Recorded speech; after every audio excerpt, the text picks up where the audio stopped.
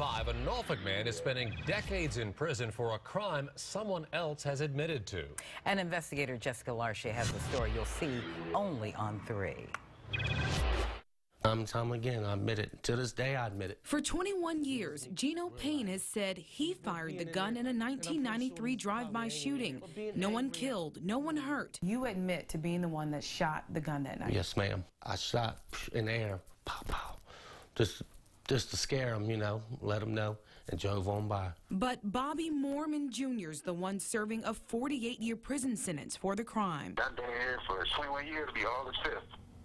This year for something I didn't even do at all. He's been in prison for the shooting since he was 18. He'll be 40 this November. He spoke to us from Wallen Ridge State Prison over the phone. What is that like every day?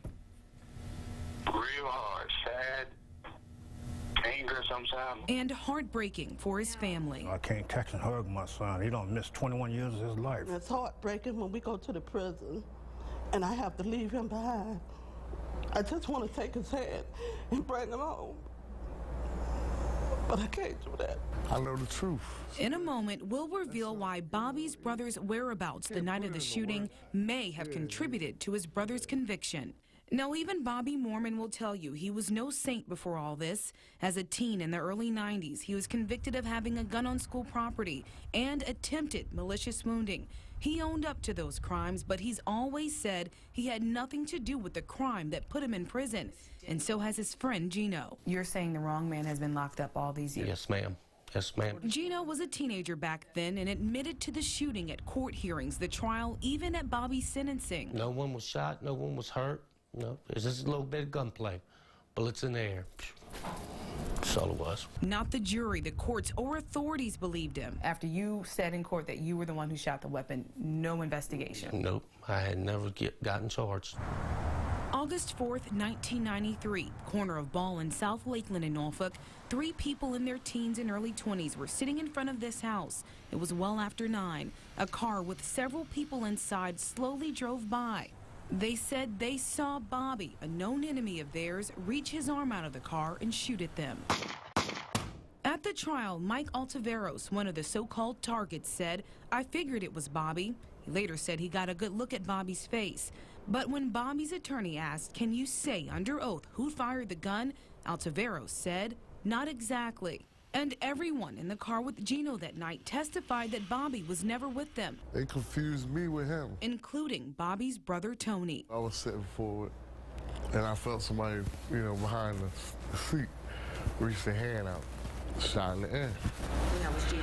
Yeah, it was. And another man testified he and Bobbie were playing video games at this 7-Eleven on Norview Avenue. It's roughly 3 blocks from the shooting. I won't even know what happened. Now, at first, it was a hung jury, but transcripts show that Judge Jerome James pressed the jury to come back with a verdict. And they did. Guilty on all counts. So they said guilty, I started crying in, right? But I actually thought I was going home. At Bobbie's sentencing, Judge Jerome James said, "Do they think as a community that we're going to just sit here and let them kill all of us?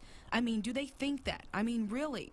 And then, just before James handed down the sentence, He got mad over something I said. MORMAN said, "I ain't serving time for something I didn't do." James replied, "If you think you're intimidating me, try it, because I will bring this ceiling right down on you." And moments later, Judge James imposed the 48-year sentence, following the jury's recommendation for the max. I know people with murder charges, they got less time than me. GENO says he's been able to live a life, have a family while Bobbie's been in prison. He prays his friend will soon have a chance to do the same. And I was the one that done it, and let him out. Let him out. Now, Bobbie MORMAN has appealed his case to the Court of Appeals and the Virginia State Supreme Court back in '94 and '95, but both appeals were denied. So his release date is set at 2036. A defense attorney says his best bet at this point is to ask for a pardon from the governor. Jessica LARCHE, News Channel 3.